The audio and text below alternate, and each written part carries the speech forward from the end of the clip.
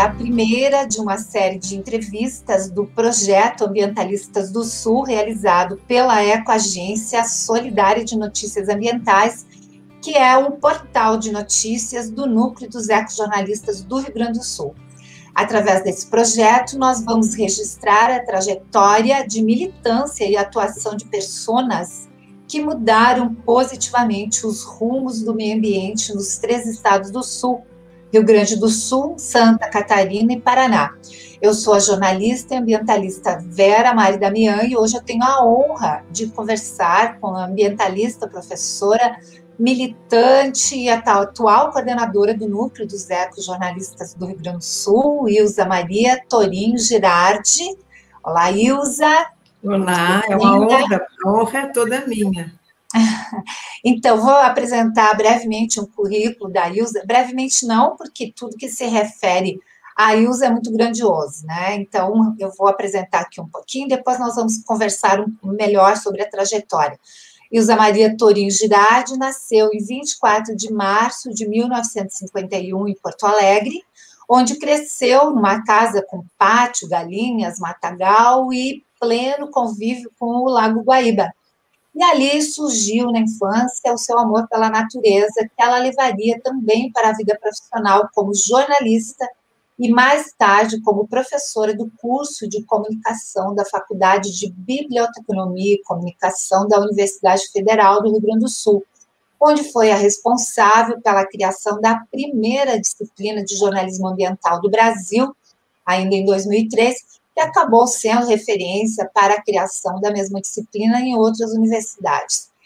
Ilza, desde 2020, é a coordenadora do Núcleo dos Ecojornalistas do Rio Grande do Sul, que ela integra há mais de 20 anos. Também foi uma das fundadoras da Ecoagência Solidária de Notícias Ambientais.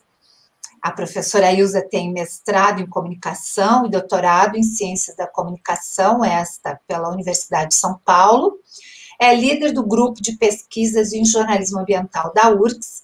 Em 2005, recebeu o prêmio FEPAM de jornalismo Henrique Luiz Hessler por sua contribuição especial na defesa do meio ambiente.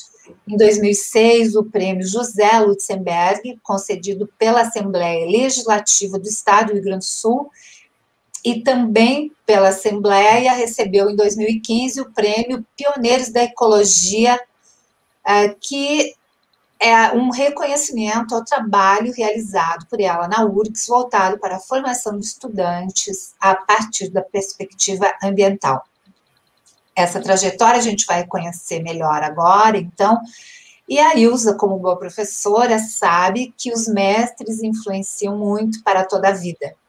Então, nós vamos começar essa trajetória profissional da Ilza a partir de 1974, quando ela ainda era uma estudante de jornalismo, já com passagem por alguns veículos de comunicação, e foi trabalhar com assessoria de comunicação na Secretaria de Agricultura do Estado, na Sociedade de Agronomia do Rio Grande do Sul, onde conheceu alguns de seus super influenciadores, tais como Lair Ferreira, Enio Pipe da Mota, Sebastião Pinheiro e Jacques Saldanha. A Ilza comentava, então, que uma das coisas que primeiramente lhe impressionou foi um episódio que ficou muito famoso em Porto Alegre, que foi quando Carlos Darrell, um estudante, subiu numa árvore para proteger a árvore. E eu queria, então, que tu começasse essa tua fala, Ilza, e contasse para nós como que foi, assim, essa tua sensibilização e toda essa tua trajetória a partir dali. Está certo. Isso aconteceu quando eu, mesmo já trabalhando na Secretaria da Agricultura, eu era estagiária de jornalismo na então TV Gaúcha, e uma equipe foi enviada para fazer a reportagem, ver o que estava acontecendo em frente à Faculdade de Direito. Eu não fui, mas foi uma equipe de colegas, e quando eles retornaram para a TV, eles relataram que o que tinha acontecido. Eu fiquei muito impressionada, né, de ver, e o José Lutzenberg, que a gente já ouvia falar através da imprensa, que ele também tinha subido na árvore para dar o apoio para o estudante, né, o José Darrell. E também as pessoas falaram na violência policial e uma coisa assim impressionante, né? As pessoas estavam protegendo uma árvore, mas teve uma questão assim turbulenta da nossa polícia militar. Mas esse foi a minha, Batismo. foi algo que aconteceu que me fez ficar pensando na questão ambiental, porque mesmo eu morando, tendo muito contato com a natureza, era uma coisa muito assim normal para mim, mas aí que eu comecei a pensar nessa questão, né, na luta em defesa das árvores. E aí, então, é que eu, assim, ó, surgiu uma faísca, e a partir disso, na própria Secretaria da Agricultura, um pouco depois, né, um pouco mais tarde, eu consegui, já formada em jornalismo, eu entrei para a secretaria e o coordenador lá do setor onde eu estava, sabendo que eu era estudante de jornalismo, me convidou para trabalhar com ele, assim, já no jornalismo. Aí eu fui convidada para ir para um outro setor, e foi aí que eu conheci o Laírio Ferreira e o Enio Pipe da Mota, dois agrônomos assim muito queridos, foram importantes para mim, porque eles trabalhavam num outro departamento, que era o Departamento de Recursos Naturais Renováveis. E, através deles, eu tive a oportunidade de fazer algumas viagens, né, para o interior do estado, onde eles desenvolviam trabalhos para estimular os agricultores a fazerem diversificação de culturas, fazer reflorestamento. Era uma coisa toda voltada para cuidados ambientais, que não era assim, toda a secretaria não tinha essa preocupação. Então, eles foram essas pessoas. Então, quando eu passei a produzir um programa de rádio, que a gente produzia aqui ao ar pela Rádio Guaíba, que era para todo o estado do Rio Grande do Sul, então eu sempre utilizava muitos materiais que eram produzidos por esse departamento. Muito bem, Ilza, esse era o período em que começava a ganhar muita força no Rio Grande do Sul a defesa dos alimentos sem agrotóxicos, né? Sim, sim. Em 1978 acontece a criação da Colmeia, em Porto Alegre, que você também acompanhou desde o início, né? Eu gostaria que tu contasse um pouco, então, dessa tua experiência dentro da luta em defesa da agroecologia, que inclusive acabou depois influenciando até a tua própria defesa de doutorado, né? Sim, sim. É interessante porque essa caminhada, eu fui conhecendo pessoas, e essas pessoas me ajudaram depois a pensar nos próprios objetos de pesquisa que eu iria desenvolver, né, os projetos de pesquisa, tanto no mestrado quanto no doutorado. Então, assim, teve um momento depois disso, né, às vezes concomitantemente, eu conheci na Sociedade de Agronomia do Rio Grande do Sul, Jacques e o Sebastião Pinheiro. Com eles eu participei da luta contra os agrotóxicos e para fazer a legislação a legislação dos agrotóxicos do Rio Grande do Sul, e junto com eles já aquela preocupação com a agricultura ecológica, que também já era uma preocupação desses agrônomos da Secretaria da Agricultura, e mais um pouquinho eu já entro na Cooperativa Ecológica Colmeia, que o Jacques era associado e o Sebastião também, e ali eu conheci muitas pessoas, e foi quando... Aí eu entrei definitivamente para a luta ambiental, assim, eu já estava, né, mais ou menos como estava na Sociedade de Agronomia, e depois já assim como militante. Eu juntava a profissão e a militância, elas corriam paralelas, né. Então, nessa época, tu deve ter acompanhado toda a criação da Lei dos Agrotóxicos, que acabaria Sim. sendo promulgada em 1983, mas que foi basicamente elaborada ali por Sebastião Pinheiro, José Lutzenberger, né, que denunciou publicamente o que ficou conhecido como a máfia dos agrotóxicos. Gostaria que tu contasse um pouco dessa história para a gente. Assim, na Sociedade de Agronomia, né, tinha um grupo que o Lutzenberger fazia parte, que o Sebastião e o Jacques, e que eles estudavam tudo que estava acontecendo, a legislação, esses produtos, os princípios ativos, eles conheciam profundamente tudo isso, e eles, então, se mobilizavam para elaborar essa lei. E o Lutzenberger, ele criou esse termo, né, a máfia dos agrotóxicos, e isso foi apresentado numa reunião no Ministério da Agricultura, em Porto Alegre, onde ele denunciou, né, a máfia dos agrotóxicos, falando toda dessa estratégia que era montada pelas indústrias, né, para impor os seus produtos e convencer os agricultores a usarem, convencer os consumidores a acharem que só assim era possível produzir, e também isso tinha também o aval de agentes públicos, né, que era o problema assim, mais grave, que agentes públicos também acreditavam nisso e facilitavam todas essas coisas. Então, a máfia dos agrotóxicos era constituída por esses grupos, né, de indústria. E o Lutzenberger elaborou um dossiê, né? Ele fez um dossiê. Eu gostaria que tu contasse um pouco para a gente também, nessa época tu também, um pouco antes disso, né, trabalhava como assessoria de comunicação ali na Sociedade de Agronomia do Rio Grande do Sul, e aí tu comentaste aí numa conversa entre nós que era muito brilhante, assim, a atuação da imprensa na época, Sim. né? No tempo, assim, do idealismo do jornalismo enquanto agente transformador da realidade, né? E todo o apoio. Então, eu gostaria que você comentasse, assim, sobre como que foi essa receptividade em termos de imprensa, né, para esses temas ambientais que surgiam nessa época. Era muito interessante, havia uma parceria muito bacana, assim, muito estreita.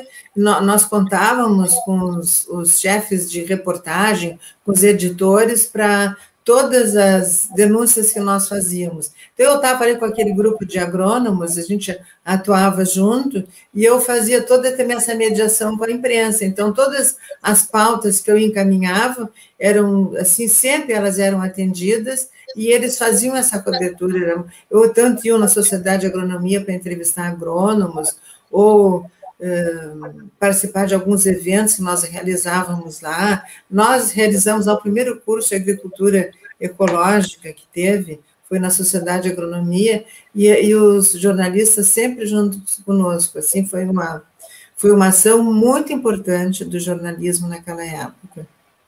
Que bacana. E esse curso foi um curso ministrado para a população ou foi um curso ministrado também para jornalistas? Não, esse curso era um curso ministrado para agrônomos, para pessoas interessadas, quem quisesse fazer estudantes de agronomia também, era para eles, né? Porque mesmo havendo dentro da Sociedade de Agronomia um grupo de pessoas atentos com essa questão, preocupados, existia nesse ambiente agronômico muitos agrônomos que não acreditavam que era possível fazer agricultura sem uso de agrotóxicos, não acreditavam numa agricultura ecológica, e aí, então, foram convidadas pessoas importantes e pessoas que já faziam investigação nessa área para serem palestrantes. Por exemplo, teve uma palestra sobre essa parte assim, de zootecnia, que foi a veterinária Ângela Skosteg, que foi falar sobre a criação de gado e tudo, a utilização de homeopatia, sabe? Eram umas coisas que, para alguns, isso era uma loucura, né? Porque era muito novo, as pessoas eram muito arraigadas àquela visão que o Lutzenberger chamava de NPK mais veneno, que era nitrogênio, fósforo e potássio mais veneno, que era um paradigma da agricultura moderna.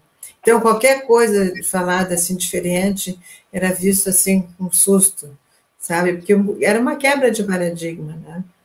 Nós estamos falando de uma quebra de paradigmas no final dos anos 70 e início dos anos 80, quando, então, todo esse movimento agroecológico, vamos chamar assim, né, esse movimento de denúncia também do envenenamento, começa a ganhar um corpo muito grande, recebe apoio da imprensa, e, em paralelo, começam a surgir outras iniciativas de consumidores, como a Cooperativa Colmeia, e, em seguida, em alguns poucos anos depois, começa a surgir também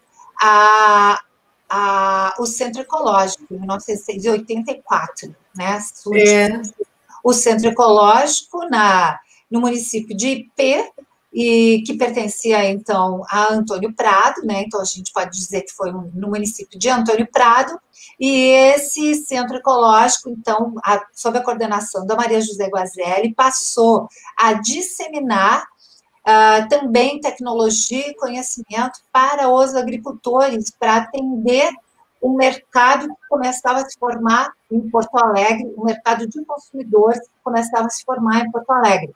Então, era um circuito, né? Era bem holístico, assim, uma atuação que ia costurando, assim, os diferentes pontas, né, Ilza? Com certeza, e esses agrônomos da Sociedade de Agronomia, um deles, eles, pelo menos, conheciam a Maria José Guazelli, que ela também teve uma atuação importante em Porto Alegre nessa questão contra os agrotóxicos. E aí, assim, era uma rede, né, de pessoas que nós íamos conhecendo sempre, ela ia se ampliando com novos contatos, e essa criação do Centro Ecológico foi fundamental na formação dos agricultores e no surgimento das associações de agricultores ecologistas, cooperativas, etc., por toda essa região aí. Depois, mais tarde, foram também para a região do litoral. Prestaram assessoria para diferentes prefeituras em várias regiões do estado. E depois desses agricultores iam fazer a feira em Porto Alegre. E não era só em Porto Alegre que eles faziam as feiras, né? Eu tinha bastante conhecimento da Feira de Porto Alegre, talvez tenha sido a primeira, né?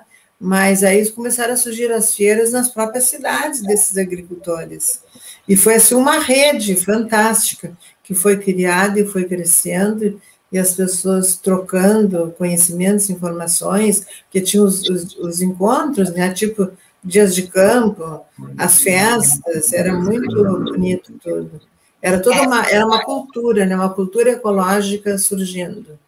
Hoje, Porto Alegre tem dezenas de feiras agroecológicas, e a feira ali da Redenção, que na verdade são duas, né? Mas assim, ao olhar de quem vê uma feira só, ela é apontada, não existe não é rastreado, mas ela é apontada como a maior do mundo, né? A maior feira agroecológica do mundo, né? Com certeza. Então, retomando um pouquinho assim a história, em 1983, então, o lançamento da Lei dos Agrotóxicos, né? Vamos ver. E que é uma lei pioneira no Brasil, né? Foi elaborada por essas cabeças, né? Chegaste a participar diretamente da elaboração da lei ou da divulgação? Eu participava, porque eu participava de muitos assim, dias e horas e noites de estudos junto com o Jacques e com o Sebastião, e também de palestras que eles iam dar em centros acadêmicos, em muitos lugares. Então, assim, eu não redigi a lei como eles, mas eu estava ali junto, trabalhei muito com o Lutzenberger também, na casa do Lutz, porque daí para organizar informações, organizar o que era publicado na imprensa sobre os agrotóxicos. Então, era assim, um trabalho que, para mim, foi um aprendizado, foi assim, uma formação que eu fiz, muito importante, que me ajudou quando eu fui fazer o mestrado e eu poder desenvolver a pesquisa que eu desenvolvi no mestrado. Então, em 83, daí eu já fui para o mestrado, fui para São Paulo fazer mestrado e desenvolvi uma pesquisa graças a todo esse conhecimento que eu consegui ir construindo, sabe, com a ajuda de todas essas pessoas. Assim, eu nem citei, mas é fundamental o que eu aprendi com a Magda Riener, sabe, as reuniões, viagens, depois, mais adiante, ainda na luta contra os transgênicos, nossa, Giselda Castro, o professor Flávio Leviguai, os que eu estou me lembrando, assim, porque tinha muita gente, Celso Marques, o Celso Marques, Agapan, Alfredo Avellini também, Alfredo Avellini, sim, super importante, Alfredo Avellini tinha outras histórias que nos uniam, que era a luta contra a energia nuclear, né? Sim. Tinha tudo isso, eram várias... A gente, só para continuar costurando a história, assim, né, como uma espécie de uma linha de tempo, né, a gente estava, então, aqui nesse meados dos anos de 1984, né, sobre as tuas análises do que era publicado na imprensa, qual é a tua análise? Assim, era positiva, era negativa, como que era? as matérias nessa linha de defesa de alimentos sem veneno.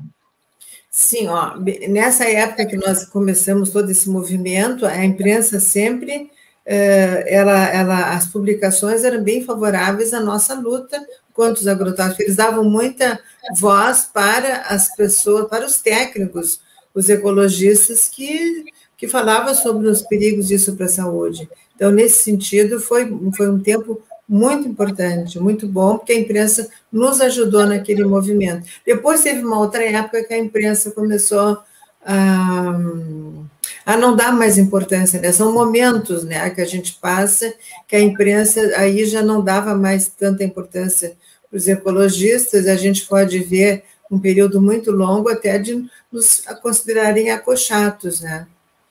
Olha só, eu olhando ao surgimento de alguns veículos de comunicação, né? Na verdade, não de veículos, mas de um caderno, por exemplo, o caderno Campo Lavoura surgiu em Porto Alegre, na Zero Hora, em 26 de outubro de 1984, né? Considerando que a Lei dos Agrotóxicos foi promulgada em 1983, a gente pode entender, né, já que o Campo Lavoura ele tinha uma linha dúbia, né, ao mesmo tempo uma linha muito favorável, assim, com matérias favoráveis aos alimentos agroecológicos, de certa forma, mas sempre com um olhar muito de agronegócio, assim, que acabou predominando, né? Com certeza. Então, a pergunta para ti é assim, Ilza, tu acredita assim, que o poderio econômico mudou assim, a própria orientação, o poderio econômico do agronegócio mudou a própria orientação da imprensa no olhar e na cobertura das pautas ambientais ali, naquela época, ali para o final dos anos 80? Sim, eu acredito que sim, porque, olha só, eu me lembro até de uma orientação que surgiu num determinado órgão da imprensa, que era para os jornalistas não utilizarem o termo veneno ou agrotóxicos, mas sim defensivo agrícola, que esse era o nome correto. Então, já começou um certo patrulhamento em cima dos jornalistas, né? Então, o que era? Isso aí já era uma orientação dos anunciantes, né, das empresas que financiavam os veículos de comunicação. E aí, então, já começa um patrulhamento nesse sentido de mudar. Eu mesmo, na Secretaria da Agricultura, fazia uma revista e que em um determinado momento, uma pessoa que era encarregada da publicidade me disse assim, se tu continuar com essas matérias, a revista vai fechar, nós vamos perder os anunciantes. Perder os apoiadores, os apoiadores. E aí, o que aconteceu? Eu acho que foi feita mais uma edição e a revista se fechou. Foi. Ilza, e assim, ó, eu queria uma avaliação tua, assim, de como é que tu percebe essa sequência de ativismo e de militância nos anos seguintes, aí, anos 90, né? Nos anos 90 teve uma luta importantíssima, que foi a luta contra os transgênicos, uma luta perdida, né, vamos dizer, porque é uma luta que não teve sucesso, né? Queria que tu falasse um pouquinho, tu deve ter acompanhado de perto também essa luta, né? Acompanhei bastante. E pensar o seguinte, nos anos 90, né, o Núcleo de Ecojornalistas foi criado em 1990, já pensando na Eco 92, né? Então, esse período teve aquele momento, só para eu chegar lá nos transgênicos, teve um momento de euforia no jornalismo, se preparando para fazer a cobertura desse evento super importante, né? Mas nessa mesma década, os transgênicos já estavam começando a surgir, sendo impostos para nós. Então, foi uma luta violenta, porque a imprensa ela dava mais ouvidos para aqueles que defendiam os transgênicos como a nova tecnologia que ia salvar o mundo de morrer de fome. Era assim, o mesmo discurso dos agrotóxicos, porque é bom a gente lembrar que os agrotóxicos com toda a propaganda da indústria, eles começaram a ser, de certa forma, mal vistos pela população, porque também o movimento ecológico era muito forte no mundo inteiro, denunciando os problemas, né? E aí, então, a indústria dos agrotóxicos, ela começa a se transformar para não perder o poder econômico e começa a pensar, a usar a engenharia genética para produzir plantas, né, que seriam altamente produtivas, que seriam resistentes a determinados agrotóxicos, e aí surgem os transgênicos. E nós lutamos muito contra os transgênicos, nós fizemos, eu me envolvi diretamente com seminários contra os transgênicos em Porto Alegre, no interior do estado, nós fizemos muita coisa mesmo, muito barulho, muito trabalho, mas perdemos, né? Nós tínhamos uma moratória, mas depois, nos anos 2000, eu não me lembro bem a data, o ano, 2001, 2002, eles foram liberados, né? Foram liberados no Brasil e antes de serem liberados já estavam entrando pelas fronteiras em formato de contrabando. Contrabando. Provocando uma concorrência desleal com os próprios produtores daqui, né, que não conseguiam o mesmo nível de produtividade, e aí se atiraram nos transgênicos também, né? E esse contrabando não foi combatido pela polícia, né? Não foi combatido, porque também acho que havia interesse realmente de deixar os transgênicos entrarem, porque o contrabando é crime, não é? Muitas pessoas são presas por fazerem contrabandos, mas os nossos ruralistas não foram presos. E, Zá, tu acredita que isso, então, passou a ser uma nova política das empresas fabricantes de agrotóxicos, que foi, assim, entrar dentro de um outro viés que seria mais invisível, vamos dizer, né? No caso dos transgênicos ou mesmo os alimentos híbridos, né? O poder das sementes, a concentração das sementes, isso tudo foram as novas artimanhas do que a gente pode considerar aí, assim, como o núcleo mundial de empresas que são as mesmas, né? Que a gente sabe que dominam os remédios, os agrotóxicos, aquilo tudo, né? Exatamente. Então, elas se apropriaram do discurso ecológico, muito assim, muito espertas, né? Eles têm toda uma inteligência trabalhando para eles. Se apropriaram do discurso ecológico e começaram a utilizar também argumentos do discurso ecológico para justificar a criação dos transgênicos, que era para proteger o meio ambiente. Olha só. Exato. E outro, né? O que se mantém assim dentro disso tudo é a questão de vamos acabar com a fome no mundo, né? Com a fome no mundo. Então vamos lembrar só que o Brasil em 2021, né? Nós estamos no outono de 2021, está colhendo uma safra recorde de grãos de 270 e tantos milhões de toneladas. Para uma população de 220 milhões, corresponderia a uma tonelada de grãos por habitante, né, por ano. Isso significa, só em grãos, 3 quilos de grão por dia para cada habitante do Brasil, mais do que o suficiente para matar a fome e de todos os brasileiros, que não é o que está acontecendo, né? Que não é o que está acontecendo. Tu acredita que esse discurso é um discurso que vai se transformando e que vai continuando a ter sustentação, assim, junto ao público? Eu acho, assim, que, sim, esse discurso está aí, né? Nós vemos até ministro de Agricultura, que a gente já ouviu dizendo que os agrotóxicos permitiam produzir alimentos mais baratos, alimentar os pobres. A gente ouviu isso. Então, isso é uma barbaridade, né? Isso é o fim, é o cúmulo que um ministro diga uma coisa dessas. Mas a gente sabe que isso aí é um discurso vazio, que só justifica todo o investimento que eles fazem, porque esses alimentos eles não são utilizados para salvar a fome do mundo em lugar nenhum, eles são commodities, eles são exportados, e até não é prejudicando a própria agricultura daqueles produtos básicos que seriam os produtos para alimentar, que é arroz, feijão e outras coisas, né? Que as pessoas não acabam inclusive suprimindo até campos de pastagem para plantar soja, destruindo o meio ambiente, destruindo os biomas, os nossos biomas aqui, Mata Atlântica e Pampa, totalmente prejudicados por causa desse tipo de visão empresarial, né?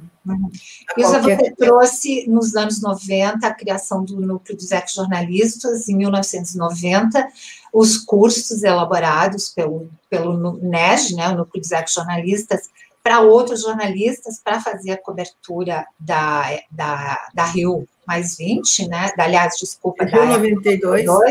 Rio 92, e aí, fala um pouco para a gente, assim, da efervescência que teve nessa época, assim, parecia que ia mudar, né, parecia que a gente ia entrar no novo século com outro olhar, né?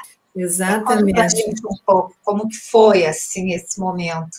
Foi, assim, foi um momento muito rico, muito lindo, de muita esperança. Então, nós organizamos cursos dos ecojornalistas em parceria com a URGS, com a nossa faculdade, e nós conseguimos assim, a parceria de vários professores da URGS, de diversos setores da URGS que participaram como professores da agronomia, medicina, sabe? E pessoas de outros lugares também que foram professores, e muito legal. Então, a gente conseguiu muitos jornalistas que fizeram os cursos e até por isso entraram para o núcleo de ecojornalistas. E isso, assim, foi muito bacana, muito importante para formar essa massa crítica no meio jornalístico, né, que muitos desses continuam como membros do núcleo de ecojornalistas. A gente conseguiu também trazer estudantes para o núcleo de ecojornalistas e foi muito importante. A gente fez esse curso, foi para preparar para a Rio +20. A Rio +20 já foi outro, né? Que o NEJ também participou na cobertura. Na 92 foi muito legal, porque a ideia era preparar jornalistas para fazer a cobertura, mas também nós fizemos outros tantos cursos, sempre com a intenção de qualificar a informação jornalística, né? Informação sobre diversos temas que nós trabalhamos. Tivemos até um curso sobre meteorologia, que nós estávamos revendo hoje, assim, de transgênico, sobre agrotóxicos, sobre a questão dos plásticos, que é outro problemão, né? Muitos cursos foram feitos. Lembrando que nessa época não se tinha, ou tinha uma internet muito incipiente, então a informação presencial era absolutamente valiosa, absolutamente sim, né? Sim. E avançando um pouquinho, assim, a gente estava ali nos anos 90, em 2000 é publicada, 2001, acho que foi a Carta da Terra, né? Sim. E a gente acreditava realmente que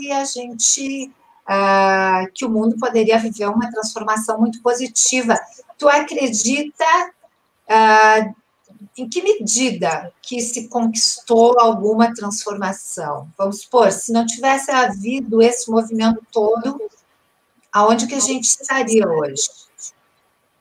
Eu acho que a gente olha, hoje a gente tem um olhar tão pessimista por tudo que nós estamos vivendo, mas nós tivemos muitos avanços, sim. Porque só de a gente pensar na ampliação das associações e das cooperativas que fazem agricultura ecológica, né, dos diversos estados do Brasil.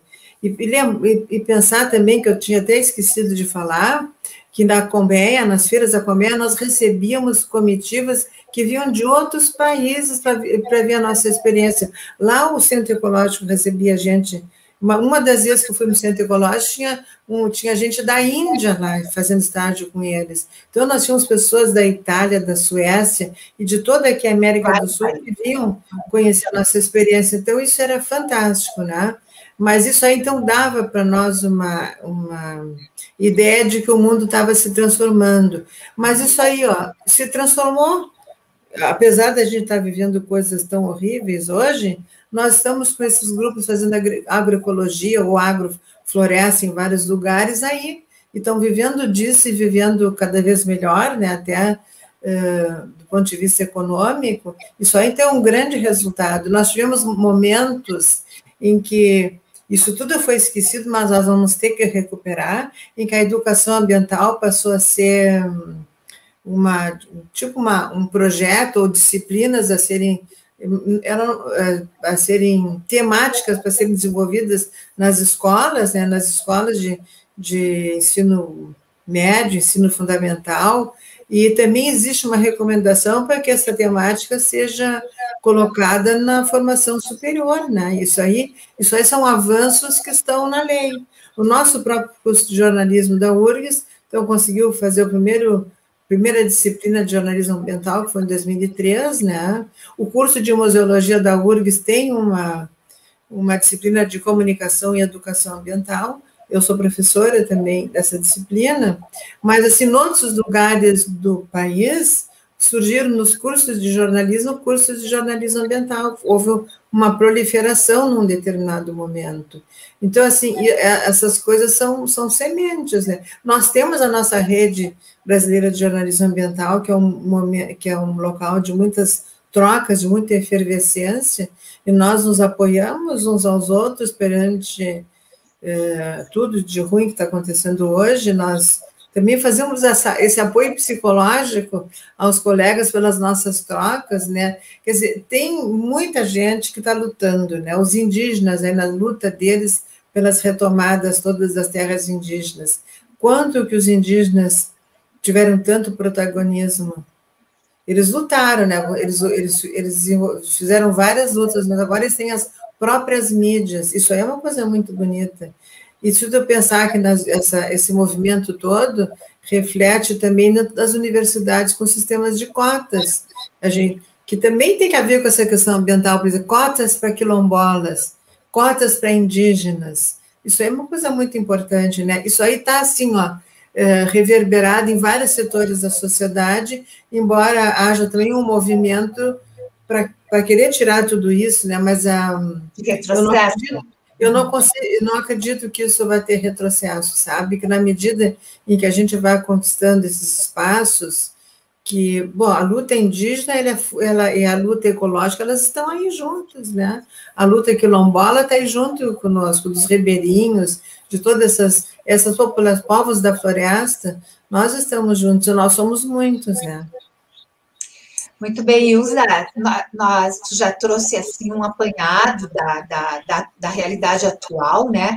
E eu queria puxar um pouquinho ali no início dos anos 2000, 2001, 2002, 2003, quando a gente realizou quando o Movimento Ambiental Gaúcho realizou, e o Núcleo dos Ecojornalistas realizou movimentos ambientais importantíssimos dentro do Fórum Social Mundial, que é importante a gente retomar. Conta um pouquinho para a gente essa história. Nós realizamos, nós participamos de todo o fórum, né? E também nós tivemos oficinas que eram dadas por nós, e agora sim, eu já estou fazendo, eu já não consigo mais me lembrar pelas distâncias das diferenças. Eu sei que no terceiro fórum nós inauguramos a Ecoagência, e aí na Ecoagência, que foi inaugurada em 2003, a gente fez com que a temática ambiental ela fosse pautada de verdade pelo Fórum Social Mundial, e tiveram jornalistas de outros estados que participaram conosco da cobertura, tu também, né, no São Francisco Ecologia, mas a gente produzia matérias para a Ecoagência, mas nos fóruns... Distribuía essas matérias para os demais veículos, né, era uma agência de notícias ambientais, muito bacana mesmo, foi. Mas nós participávamos de oficinas, desde o primeiro Fórum Social Mundial, nós oferecemos oficinas, nós do jornalismo ambiental, né, dos ecojornalistas. Então, foi uma coisa assim, muito, muito importante.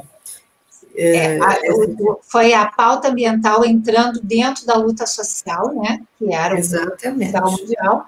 No segundo Fórum Social, em 2002, houve até um pré-fórum, que foi uma iniciativa de esverdear o Fórum Social. Exatamente. Um fórum verde que antecedeu o Fórum Social, e em 2003, então, criada a Ecoagência, né? Isso mesmo. De notícias ambientais, aí, então, para difundir as notícias. Ilza, vamos fazer uma trajetória rápida, assim, daquele período para agora. Eu queria que tu falasse a tua avaliação sobre o que mudou em termos de militância nesse período, E também, assim, que lições que faltou para a gente aprender, né, nisso tudo? Eu acho, assim, a militância começou a ficar um pouco difícil, eu tenho, assim, a impressão, porque as pessoas começaram, também teve toda aquela função das pessoas também terem que cuidar dos seus empregos, né? Mas a gente teve um período muito bom de militância, sabe? Eu acho que com muitos resultados positivos, lutas importantes, foi todo um período, eu posso te dizer, até o golpe que tirou a Dilma do poder, embora a gente também, nas nossas lutas, a gente lutasse contra vários empreendimentos desses governos, né, que nós apoiamos, né, era a questão aquela questão da energia elétrica, da criação das usinas, e várias outras coisas assim, mas, por outro lado, nós tínhamos também muita abertura e muito apoio para desenvolver trabalhos nesse campo da agricultura ecológica, da educação ambiental, que foi fundamental o apoio, porque isso aí foi colocado como programa dentro das escolas. O Ministério do Meio Ambiente tinha todo um programa da educomunicação socioambiental, assim, fundamental, não é? E essa recomendação de que a própria questão do desenvolvimento sustentável fosse colocada como temática dentro dos cursos universitários, e foi aconselhado fazer nos cursos de comunicação. Quando surgiu o novo currículo do curso de jornalismo, está ali, né, pensado na questão do desenvolvimento sustentável, disciplinas que preparassem jornalistas a pensar nessa perspectiva. Embora, né, tu sabe que nós temos uma crítica a esse conceito de desenvolvimento sustentável, mas é um avanço perante a realidade que a gente tinha, né? Porque nós achamos que a gente tem que pensar, tem que criticar esse desenvolvimento, né? É possível haver um desenvolvimento para sempre? Ele é sustentável? Então, quais são as outras perspectivas que nós podemos pensar das pessoas viverem bem, né? E sem destruir a natureza? É possível, né? Hoje existe uma tendência de substituir essa palavra de desenvolvimento por envolvimento, né? Então, envolvimento teria um outro viés. Ilza, a sua mensagem, por favor, para os ativistas de hoje, para os possíveis ativistas, para os futuros ativistas, né? Em cima, assim, de toda essa tua experiência, de toda essa tua inspiração para a gente. Bom, a minha mensagem é o seguinte, assim, eu acredito, apesar de tudo que a gente já passou nesses anos, né, de vitórias e derrotas, que é muito importante a gente continuar no movimento. Esse movimento vale a pena, porque nós, enquanto jornalistas, nós trabalhamos com uma coisa preciosa, que é a informação. Por isso, nós precisamos nos qualificar sempre, ter contato com outros profissionais de outras áreas, ler muito, estudar e trocar entre nós nos fortalecermos, que essa é a informação que faz a revolução, né? A gente precisa fazer uma revolução, de mudar essa forma de pensar, esse paradigma dominante, e então, assim, a gente tem que acreditar que é possível mudar, né? Que a gente está vivendo um momento, assim, de retrocesso, mas nós estamos aqui falando. Tem muita gente envolvida com o movimento ambientalista, muitos jornalistas envolvidos com o movimento ambientalista, e isso aí é muito importante. Hoje, eu vejo na própria universidade, meus colegas, que antes eles não davam muita atenção para a questão ambiental, hoje todos dão atenção. A questão climática, todos, assim, têm muito interesse e se preocupam com a destruição do meio ambiente. Então, assim, vamos continuar na nossa boa luta, porque vale a pena. A sutileza, né, da luta, né, porque a gente está com um momento grotesco, assim, na história do país, então essa sutileza da luta, assim, muito importante tu trazer ela para a gente. Ilza, em nome de toda a equipe, eu queria te agradecer muito a participação aqui, e queria convidar, então, você, todo mundo, assim, a acompanhar a nossa essa sequência de entrevistas que a gente vai fazer, assim, como forma de registro mesmo dessa luta importante que que ela sirva de inspiração, como você serve aqui para a gente também, inspiração para as futuras gerações, para as gerações de hoje mesmo, né, nesse sentido que você traz, assim, né, de resiliência e de perseverança e de esperança de que sim, a gente consegue mudar. Agradeço muito a tua participação e eu convido todo mundo a acompanhar essa e as demais entrevistas, tá? E eu agradeço também, cara. Agradeço muito vocês terem escolhido a mim para iniciar esse projeto maravilhoso. Eu também aqui, ao falar aqui, eu quero honrar todos aqueles que me ajudaram a ser quem eu sou hoje, né? Essas pessoas que eu já mencionei, isso é importante para nós. E todas as que tu não chegaste a mencionar, porque com certeza foram... Sim, é um mundo de pessoas, um mundo de pessoas. Muito bem. Muito grata, Ilza, muito grata, muito grata. E seguimos todos na luta, né?